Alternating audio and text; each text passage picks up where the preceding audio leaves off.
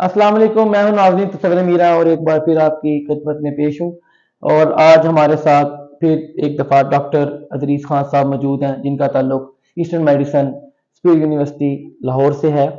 नाज़रीन, जैसा कि रमज़ान के आखिरी 3-4 दिन बाकी हैं और ईद की आमद आमद है और बरकतों वाली, मोहब्बतों वाली, प्यार वाली ये ईद आ रही है। इस ईद के मौके पे हमने ग़िज़ा का कैसे ख्याल रखना है, इस पर आज हम थोड़ी सी गुफ्तगू करेंगे। अस्सलाम वालेकुम डॉक्टर साहब, कैसे हैं आप? वालेकुम सलाम। खैरियत से ठीक, हैं? शुक्र डॉक्टर है। साहब, कैसा गुजरा आपका रमजान? अल्हम्दुलिल्लाह बहुत अच्छा इस गया। दफा तो काफी ठंडा जो रमजान था, माशाल्लाह, कोई इतनी गर्मी की शिद्दत लोगों को नहीं नहीं पेश महसूस आई। हुआ जी ऐसा ही। अच्छा डॉक्टर साहब, जैसे कि रमजान, मैं अपने नाजरीन को ये बताना चाहता हूँ कि रमजान चूंकि बरकतों का महीना है और इसमें अल्लाह की अपनी रहमतों का नुज़ूल होता है, तो इसमें हम एक पर्टिकुलर टाइम के दौरान हम फास्टिंग करते हैं, सहरी और फिर इफ्तारी है। लेकिन जो ईद का दिन आता है उसके अंदर लोगों को बहुत सारे मसाइल देखने को मिलते हैं। डॉक्टर साहब, ईद वाले दिन एकदम, चूंकि पिछले 30 दिन का एक रूटीन होती है, ईद के दिन सुबह जब हम जिसे आप कह लें ईद की नमाज से पहले हमारी क्या ग़िज़ा होनी चाहिए कि हमारे मैदे पे कोई डिस्टर्बेंस ना हो? बिस्मिल्लाहिर्रहमानिर्रहीम। सबसे पहले तो ये हम डिस्कस करना बड़ा ज़रूरी है कि रमज़ान शरीफ की जो फास्टिंग है इसकी सेहत के ऊपर बड़े असरात आते हैं और ठीक बड़े हो गया। मुस्बत असरात होते हैं। आपकी बहुत सारी बीमारियों से आप बचते हैं और बहुत सारे आपकी जो पिछले दिनों की डिजीज़ेज़ होती हैं वो रिकवर हो जाती हैं। ठीक है। जो आपकी बॉडी के अंदर बैड सेल्स होते हैं वो ख़त्म हो कैंसर जाते सेल्स के हैं, बारे में कहा कैंसर जाता है जो कि है वो वो ख़त्म हो जाते हैं। ठीक है, मैदा इस ठीक होता है। मैदा ठीक होता है, मैदे को रेस्ट मिलता है। इस ठीक तरह हो की गया। चीज़ें जो है ना वो सारी हम एक बरकतें समेट रहे होते हैं रमज़ान शरीफ की। लेकिन जैसे ही रमज़ान शरीफ ख़त्म होता है तो हम फिर ऐसी गलतियाँ कर जाते हैं कि जिसकी वज़ह से वो सारी जो बरकतें हैं वो एकदम हम ज़ाया कर बैठते हैं। ठीक हो गया। ठीक, तो रमज़ान शरीफ का जो हमारा फास्टिंग का एक शेड्यूल चल रहा होता है, उस शेड्यूल के साथ-साथ हमें ये देखना होता है कि जब जैसे ईद आई है, चूँकि खुशियों भरी ईद है, हमने इसमें अपने रिश्तेदारों को भी इन्वॉल्व करना होता है, दोस्तों को भी, मोहल्लेदारों को भी, अपने गरीब-गुरबा को भी, ठीक है। सबको भी, और मुख्तलिफ अनवा-अक़साम की डिशेज़ बनती हैं। तो इसमें कोशिश ये करना चाहिए कि आप चूँकि एक सुन्नत तरीका तो ये है कि आप सुबह मीठा खाएँ, जो भी ठीक खाएँ। है। मीठे में आप जो आपके घर में जो भी डिश बनती है, सवैयाँ सेवइयाँ हो बन गई, गई, फ़्योनियाँ हो गई, इसके अलावा कस्टर्ड होता है। ज़र्दा होता है, मुख्तलिफ ठीक है। किस्म के लोग मुख्तलिफ डिशें जो है वो बनाते हैं।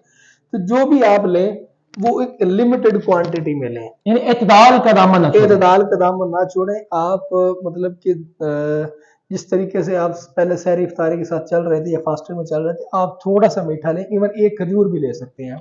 ठीक है। नमाज़ पे जाने से पहले आप एक खजूर या कुछ भी थोड़ा-सा मीठा लेके आप चले जाएँ।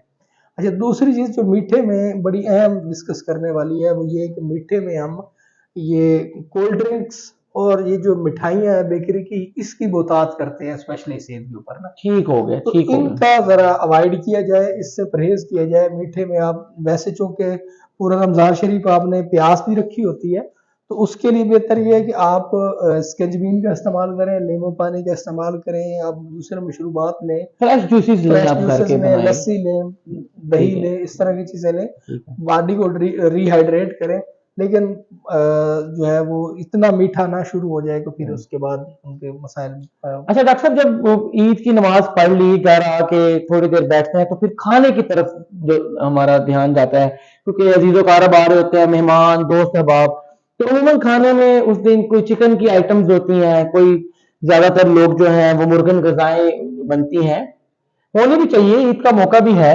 तो उसमें जो दोपहर की हमारी जो मुतवाज़िन ग़िज़ा है, उसमें इत्दाल लोग खो देते हैं और फिर ठीक 2-3 बजे के करीब उनको खट्टी डकारें, उनको मैदे में तज़ाबियत, उनको जलन, ये मसाइल देखने मिलते हैं। तो उसका क्या आपकी सजेशन है इस बारे में? जी, बिल्कुल, ये सबसे बड़ा इश्यू ये होता है कि हम चूँकि ईद पे क्लिनिक्स भी ऑफ करते हैं, तो हम ईद पे खुद भी एन्जॉय करना चाह रहे होते हैं, लेकिन ईद वाले दिन हमें ज़्यादातर मैसेज, कॉल्स इसी तरह की आ रही होती हैं और दोस्तों के भी कि जी वो सुबह खाना खाया है तो अब वो मैदा डिस्टर्ब है और ये वॉमिटिंग हो रही है और पेट में दर्द हो रहा है, मोशन लग गए हैं, इस तरह के ठीक है। मसाइल जो है वो आना शुरू हो जाते हैं।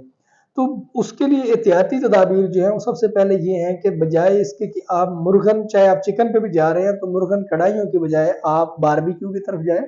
ठीक है। ऐसी आइटम्स बनाएँ जिसमें घी कम इस्तेमाल हो और ग्रिल्ड आइटम्स जैसे आजकल ग्रिल्ड, ट्रेंड है। हाँ, ग्रिल्ड आइटम्स की तरफ जाएँ। ठीक हो गया। और दूसरी बात ये है कि ज़्यादा आप खुश्क आइटम्स के बजाय सेमी सॉलिड डाइट की तरफ जाएँ। यानी डॉक्टर साहब ये शोरबे तो वाले सालन बनाएँ, शोरबे वाले सालन बनाएँ, ठीक है। रोटियाँ नरम रखें और इस तरह की ग़िज़ा जो है आप वक्फ़े-वक्फ़े से लें। डॉक्टर साहब यानी कि इत्दाल हो, ये ना हो कि एक ही दफा सारा ठोस लें और फिर उसकी वजह से प्रॉब्लम ज्यादा। इत्दाल के साथ साथ दूसरी चीज जो मैंने पहले भी अर्ज की है वो ये है कि कोल्ड ड्रिंक का बेताशा इस्तेमाल होता है। उधर से खाना खाते हैं और धड़ाधड़ फिर कोल्ड ड्रिंक पे कोल्ड ड्रिंक चढ़ाए जाते हैं। ठीक है। वो ही चीज फिर तेजाबियत जब बढ़ जाती है तो फिर वो वॉमिटिंग और पेट में दर्द और पेट में गर्मी और इस ठीक तरह है। के मसाइल शुरू हो जाते हैं। तो ग्रिल्ड आइटम्स अगर आप लेंगे और उसके साथ साथ आप सैलड्स लेंगे, ठीक है। फ्रेश सब्जियां लेंगे और उसके साथ जो है ना फ्रूट लाजमी ऐड करें। ये जो आपने बात की ना कि दोपहर के टाइम आप ज्यादा खाना खा रहे होते हैं, तो खाने के साथ साथ अगर आप फ्रूट ऐड करेंगे तो फिर ये आपको इस तरह के मसाइल से निजात देगा और ये परेशानी नहीं होगी। तो नाज़रीन ये आपको बड़ी अच्छी हमें बात बताई है कि आप ईद वाले दिन इतदाल से खाएं, थोड़ा कम खाएं, मुर्गन ग़िज़ाएं कम करें और जो ग्रिल्ड या जो अनफ्राइड चीज़ें उसका इस्तेमाल करें। डॉक्टर साहब एक और बड़ा इंपॉर्टेंट सवाल ये है कि अब ईद के दिन हमने खा लिया, बात परहेज़ी कर ली, डॉक्टर्स भी नहीं होते, तो अगर किसी को खट्टे डकार या मैदे में तकलीफ होती है या जलन होती है तो उसके लिए कोई क्या टिप दें जो आप मतलब उस टाइम को उसको कर ले, ये बड़ी हाँ इंपॉर्टेंट बात जो है। जी जी, इसके लिए मैं सबसे ज्यादा जो अर्जेंट चीज हो सकती है वो मैं कहवा रिकमेंड करता हूँ। ठीक हो ठीक गया। है ना, एक ऐसा कहवा जो आपके किचन आइटम से बन सकता है और फौरी तौर पे आपको रिलीफ दे सकता है। उसमें यह है कि आप एक चम्मच जो है वो लें अजवाइन की लें। ऐसा आपको इसे कथा कलामी करो डॉक्टर साहब, नाजरीन नोट फरमा लें, अगर आपको मैदे में ईद वाले दिन या आम दिनों में तजाबियत होती है और कोई गैस बनती है, जलन होती है, दर्द होती है, तो डॉक्टर साहब एक मुख्तसर नुस्खा बता रहे हैं जिससे आपकी ईद की खुशियां और भी अच्छी हो जाएंगी। डॉक्टर जी साहब। जी, एक चम्मच सौंफ लेंगे, एक चम्मच अजवाइन लेंगे और 5 से ठीक है। 7 पत्ते जो है वो पुदीने के लेंगे। उसको आप एक गिलास पानी में बॉयल करेंगे, जब एक कप रह जाएगा तो उसको उतार लेंगे और उसके अंदर जो है आप 4-5 कतरे नींबू के रस के डाल के और हस्ब जायका आप चीनी या शक्कर ऐड करना चाहें तो वो ऐड करके वो या आप उसके लें। बगैर भी, चीनी शुगर के बगैर भी कर सकते हैं? बगैर भी अगर जायका ना पसंद आए और आप करना चाहें, उसको मीठा करना चाहें तो फिर चीनी या शक्कर ऐड करके हल्के-हल्के सिप लें तो ये फौरी तौर पे आपको इस पे रिलीफ देता है और आपकी जो इंडाइजेशन होती है, जो बदहज़मी और ये जो गैस और डकारें आ रही होती हैं, वो फौरी तौर पे रिलीफ हो जाती हैं इससे। अच्छा डॉक्टर साहब, आखिरी सवाल हमारी इंपॉर्टेंट डिस्कशन में, अब दिन गुजर गया, दोपहर भी हमने खाना खा लिया, तो रात को अगर ये मसाइल दरपेश रहते हैं तो रात की ग़िज़ा क्या होनी चाहिए, मुख्तसर से बता दीजिए हमारे नाज़रीन को। मैं तो ये रिकमेंड करता हूँ कि चूंकि ईद वाले दिन आप माशाल्लाह से अच्छी खासी वो बद-परहेज़ी कर चुके होते हैं, तो रात का खाना अगर स्किप कर लें तो ये आपके लिए ज़्यादा बेहतर अच्छा है। ठीक हो गया, ठीक लेकिन है अगर ना? हल्की फुल्की ग़िज़ा लेनी हो तो? अगर हल्की-फुल्की ग़िज़ा लेनी हो तो उसमें भी हम आपको सेमी सॉलिड डाइट रिकमेंड करेंगे। उसमें आप खीर ले सकते हैं और कोई हल्के-फुल्के राइस, अगर चाइनीज़ राइस आपने बनाए हुए हैं तो वो राइस ले सकते बिरयानी हैं। ले सकते हैं? ना, ना, तेज़ मिर्च मसालों वाली डाइट तो अब रात को बिल्कुल भी नहीं। आप रात को दूध का गिलास पी के सो सकते हैं या फ्रूट लेके सो जाएँ।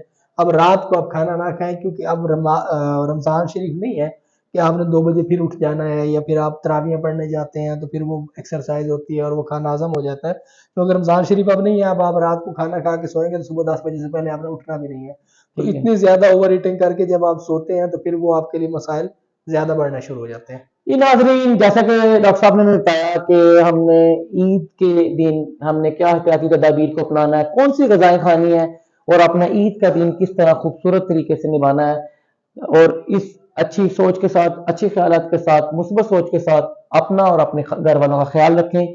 मुझे इजाज़त दें। अस्सलाम वालेकुम, शुक्रिया, अल्लाह निगहबान।